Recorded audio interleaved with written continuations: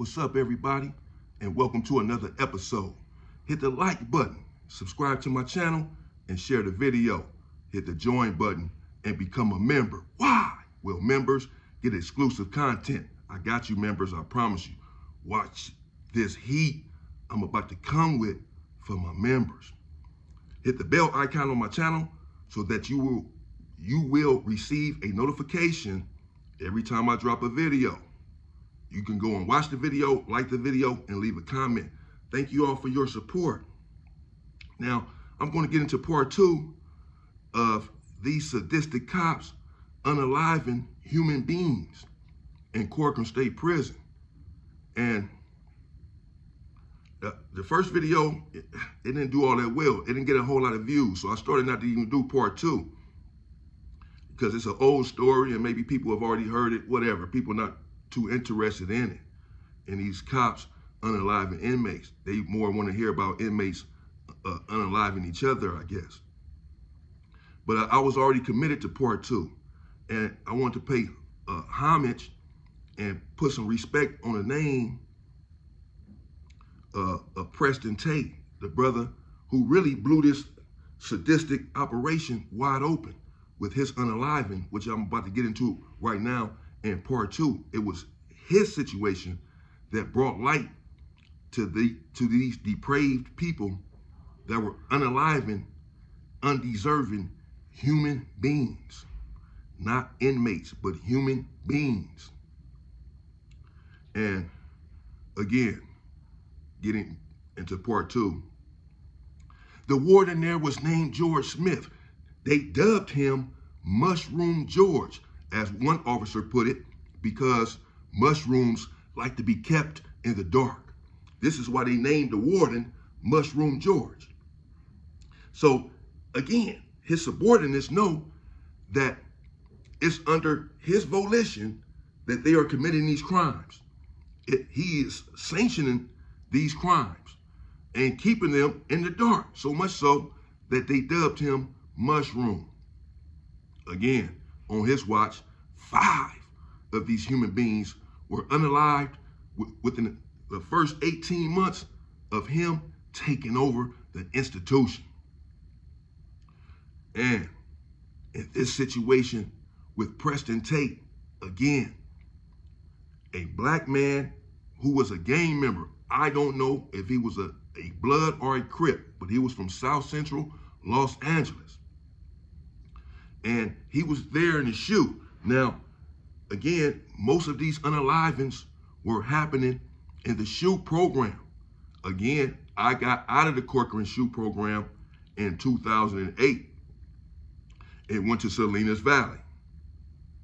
So I was there in Corcoran SHU, but this is many years after this situation. But I was there in Corcoran on the main line on Sea Yard in 1995. I got there in February 1995. So this is still going on. Now, this situation with Preston Tate happened in April of 1994. And again, here in the SHU, they have what they call the shooting gallery, where the police are setting up these fights. They send these human beings over here in this corner to fight. And this is where they let go of the gunfire and unalive or wound and maim these human beings. They call that the shooting gallery. They call this the gladiator days. When these fights were going on, they called it the gladiator days. Now, most of these fights were transpiring on second watch. Second watch is between 6 a.m. and 2 p.m. That's the second watch crew. Third watch then is from 2 to 10. And first watch is from 10 to 6 a.m., 10 p.m. to 6 a.m. And all 3 of those shifts are what the officers work in every penitentiary. Second watch being from 6 a.m. to 2 p.m., 85 of these fights happen on second watch, compared to 8 fights in the same time span that happened on third watch. 85 fights compared to 8, because the police on the third watch shift were not inclined to get with this program. In fact, they were the biggest whistleblowers. I'm going to get into that. This all happened, these 85 fights happened in an 8-month span in 1994. So within 8 months and 1 year in 1994, they set up 85 fights. The police did, and again, were shooting a Mini 14 rifle and maiming, wounding, or unaliving the people when they engaged in the fights that they set up. All of this, again, happening not on the main lines, but right there in the shoe where the police would come, even secretaries that work there, counselors, female officers, come and get in the tower and watch these Black and Hispanic men try to hurt each other, and then they finish them off. Despicable in my estimation. And when will we stop going for this, Blacks and Mexicans, and realize who the real culprit is? Preston Tate came out one day out of his cell for some reason, shower, what have you. He got into it with a Black officer there on the tier, a Black officer. I'll get into these Black officers too. They mean you no good either, most of them. They're just a part of this corrupt venal system. Preston Tate spit in the officer's face. Whatever the confrontation was, oftentimes in these shoe programs, you cannot get to an officer with a weapon.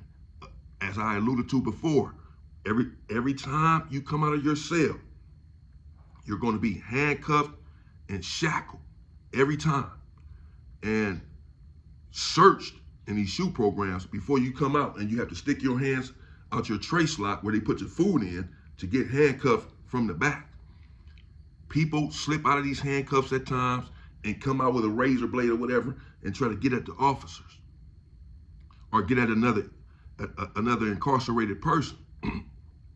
But for the most part, in the hole and in the shoe, you will find staff assaults being with incarcerated people spitting on the officer or throwing shit and piss mixed together in a cup, a concoction, and throwing that on the officer when they come by. We call it gassing the officer, throwing, bodily movements on these officers. In this case, Preston Tate spit on the officer, on the Black officer right there on the chair. The very next day, now this happened again in April of 1994. This is in the heat, in the prime of all of these unalivings of these human beings. So Preston Tate, well, that was a mistake, because these officers are already setting up fights and gunning people down, particularly people who are assaulting them.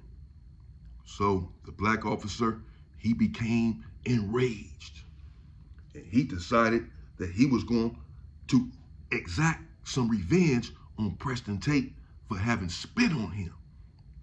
So he moved Preston Tate's cell right next door to the two Hispanics that ended up attacking Preston Tate the next morning on the yard. Because you're going to go to the yard with your section, basically, on group yard. So they moved Preston Tate to a section where he can go to the yard with the people that they wanted to attack him. Preston Tate, probably sensing the setup, still had to move his cell whether he wanted to or not. And the next morning, they called yard. And Preston Tate went to the yard with these two Hispanic gang members. I don't know where they were from.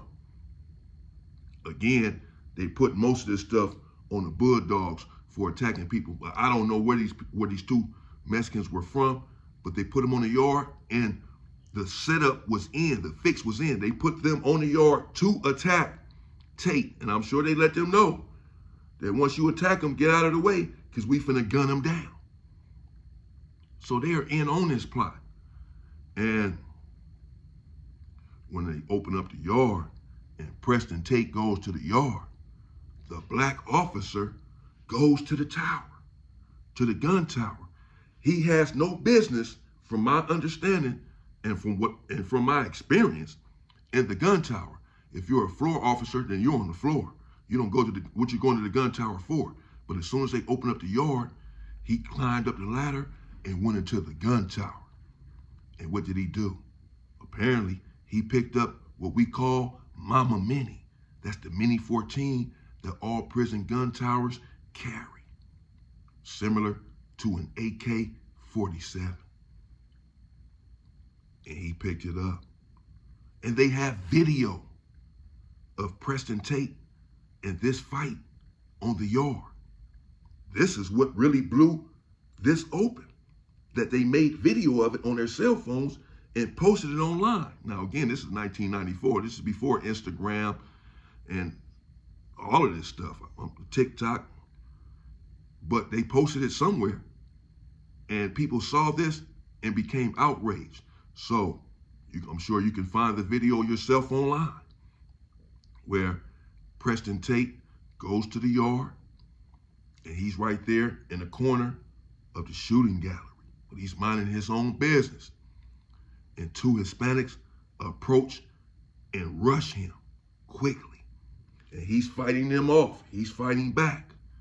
And then the next thing you know, the fight is going on, not long, 10, 15 seconds, 20 seconds. And next thing you know, you see Preston Tate fall down on the ground, having just took a bullet to the head. The black officer that had went into the tower that Preston Tate had spit on the day before shot him in the head and unalived him, even though he's on the yard being attacked by two people. So he's the victim of this attack. He's not the aggressor. First of all, he's over there minding his business. They charge at him, and rush him.